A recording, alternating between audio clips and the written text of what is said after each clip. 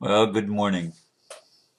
The time to begin finally arrives, more than 2.5 hours after I woke up, although I did not select a topic until within the last hour. Otherwise, I would have probably started at 3:33 instead of 4:44. Anyway, before I even get to the topic, I want to talk about the numbers game that our media plays with us.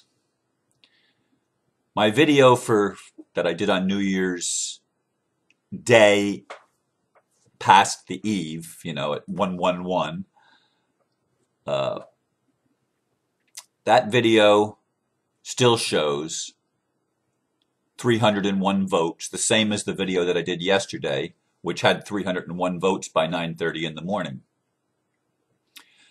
As I was doing the editing and the editing page on YouTube, and I clicked on watch video on YouTube, on that page, it shows a column of other videos, including some of my own, on the right-hand side of that video.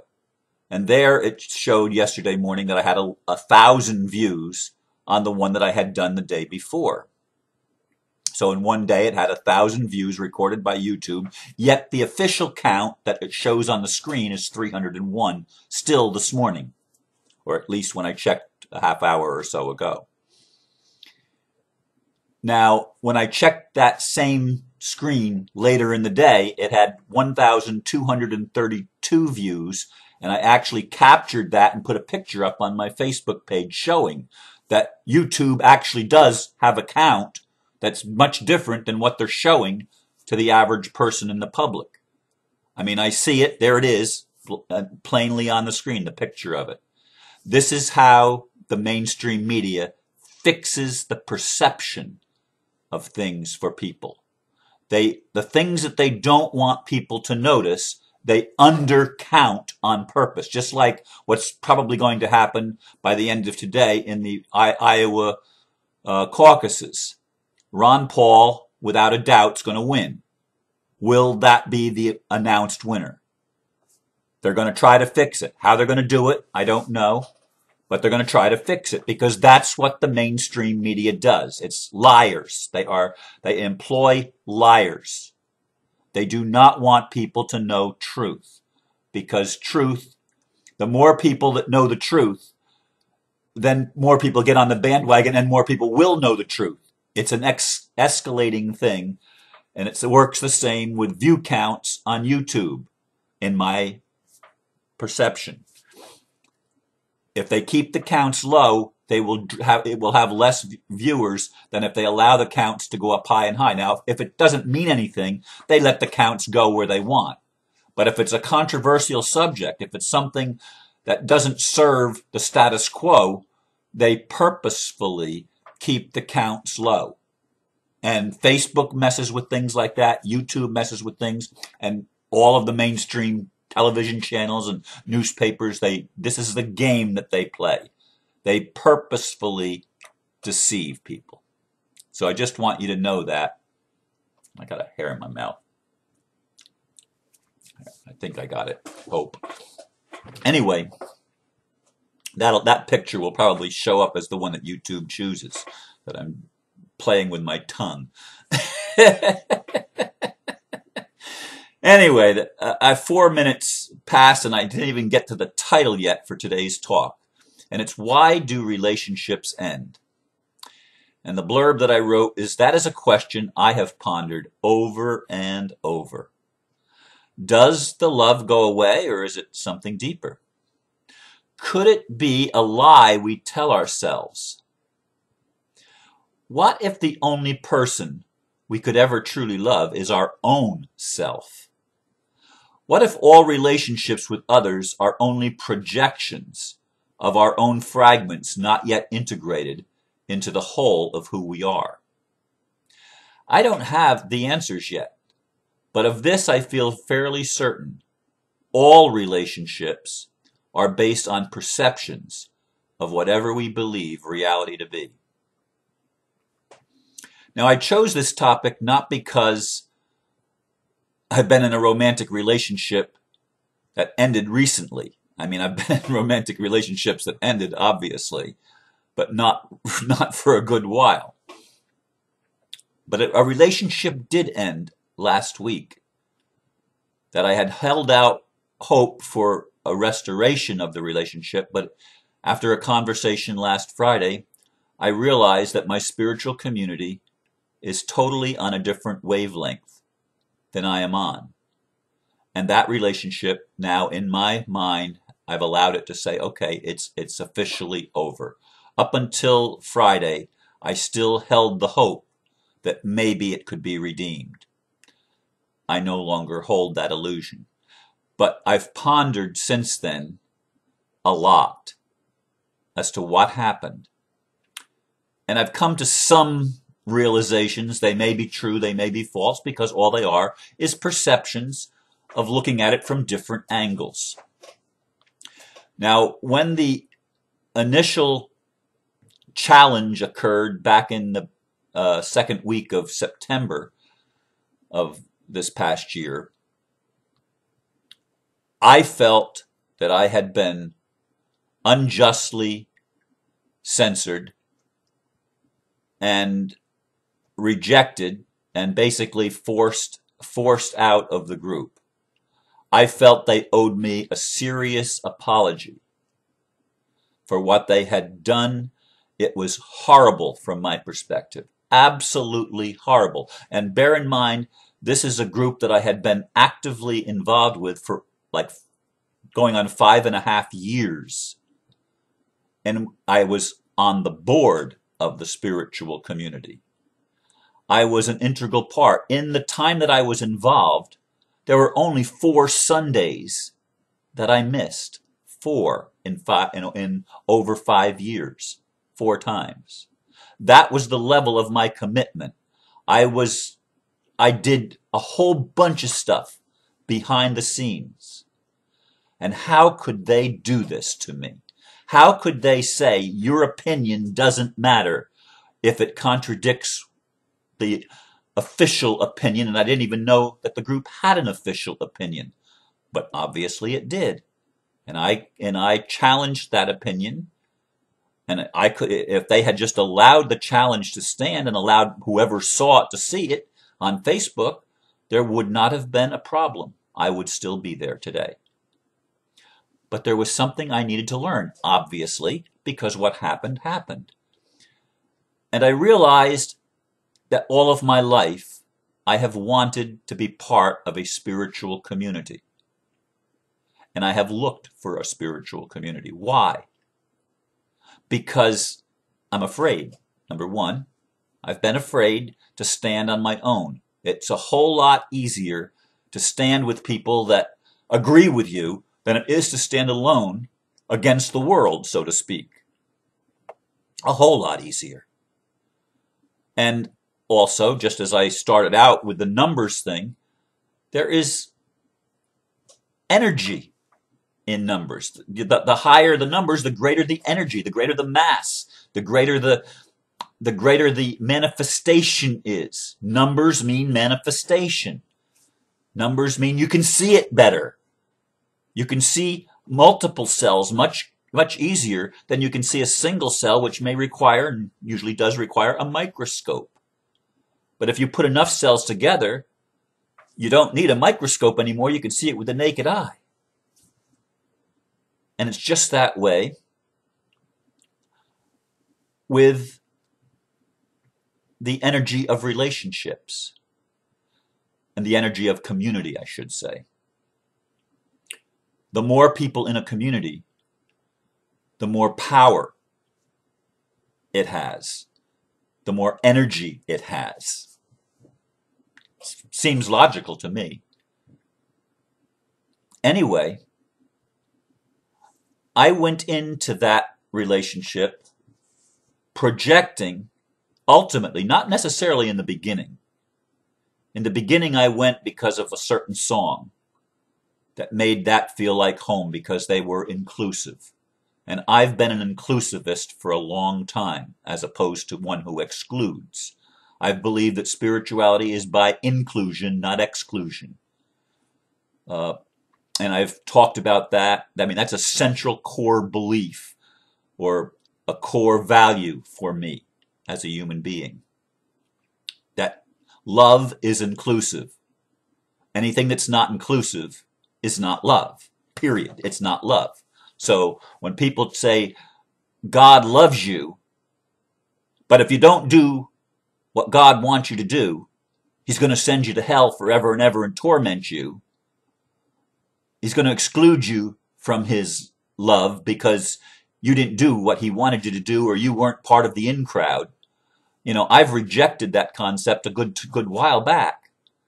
I was, even as a kid, I couldn't understand why my church was exclusive based on race, for example. I couldn't understand that. It didn't make sense to me. And it still, these many, many years later, it still doesn't make sense to me how people can't get that. But see, that's my perception. And everything is my perception. And when I looked at the spiritual community that I was involved in, I projected on them my values of inclusion. Because, and for a long time, I thought they absolutely coincided. They seemed to be very inclusive. And yet there were indications along the way that that was not true. And as I ponder the situation and reflect upon it, I realize that everybody, that from their point of view, they thought that I was the one that needed to apologize. How could I challenge the minister? How could I question a conclusion that seemed to be being made in one of her sermons? How could I do that and even do it publicly in the meeting?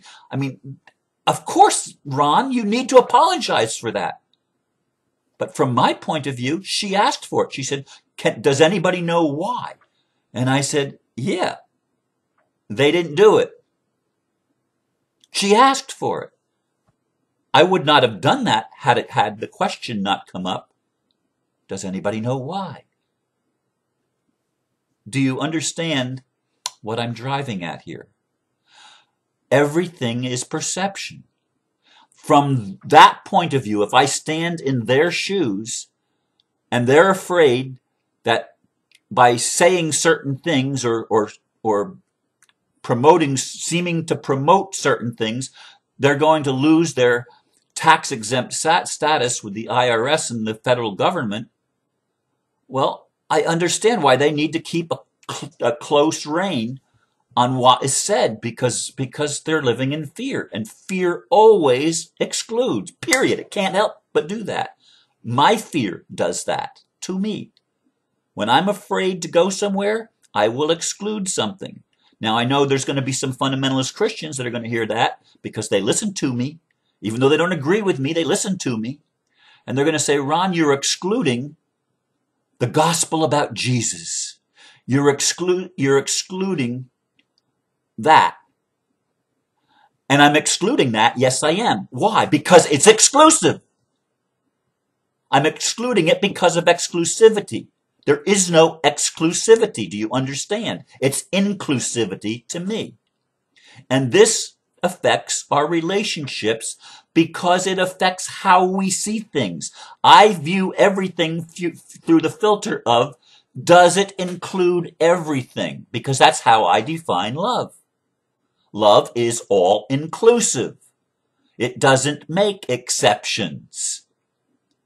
I will love you if. It's unconditional, or it's not love. That's my perception.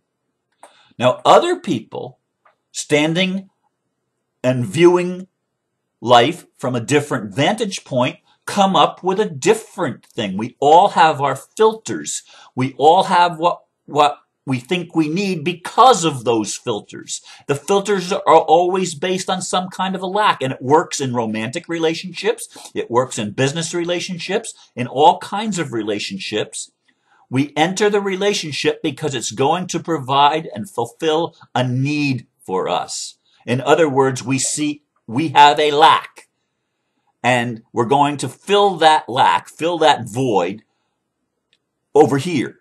We're going to bring something external from outside, and we're going to bind with that or bond with it. And that's going to, we do that because that's going to fulfill our needs. So we enter into a relationship with that thing. But what happens in relationships, as happened in this my spiritual community, is you get to a point where you recognize, or you're able to recognize, if you choose to, you're able to recognize how you created that relationship and what it meant. And when it no longer means that, the relationship ends. It no longer can fill that need because now the need isn't the same as it was before, or you're seeing it from a different perspective. And that's why relationships end. Because the people involved in the relationship move and start seeing everything from a different vantage point. And when two people are looking at something from a different vantage point and defining it differently, they are no longer in resonance with each other. They become dissonant, and therefore they part ways. My friend Bruce Morgan, who was one of my early mentors, my most important mentor in my earlier life, although I was still an adult in my 30s when I first heard him. But anyway, he used to say, a growing person is known by the successive choir of friends. In other words, as a person grows, their viewpoint changes. And because their viewpoint changes, old friends drop off and new friends are added. And this, I think, is a good analogy, at least from where I'm sitting right now, of how it works. Because as I looked past over my life, I went from being a fundamentalist Christian, albeit with a lot of questions and a lot of concerns, to exploring various religions, to becoming, quote, new thought or new age, which they're just labels that I associate with people that use those labels. For me, I don't even fit into that because I'm an inclusivist. And I find that most people are still exclusivists, and probably I am too, and I definitely am when it comes to romantic relationships. I exclude almost everybody. I mean, it's a really, really narrow parameter of people that I'd be willing to enter into a romantic relationship with. Very, very narrow parameters. There's lots of things that are required for me to even consider a romantic relationship. So most people are excluded. But in community, there's definitely a much broader parameter, and I'm all inclusive as much as I possibly can be. And so it's sad for me when a relationship with a spiritual community ends, and yet it's an opportunity for me to grow. It's an opportunity for those that parted ways from me go. I mean, my message is apples, and her message is oranges. And oranges and apples aren't supposed to mix. Don't we know that? They're two different messages. Well, for me, it's really important to have a community where apples and oranges are both allowed. But maybe that's not the case for everybody. So anyway, this is my take on this difficult subject of relationships ending, and especially relationships in spiritual communities or in communities. So I hope that the things I've shared will help clarify something for someone, because that's my intent, and also to be a catalyst to help each person that listens think outside the box and explore where you are and look at your things that have happened in your life through a little bit different lens. Thank you for listening. Namaste.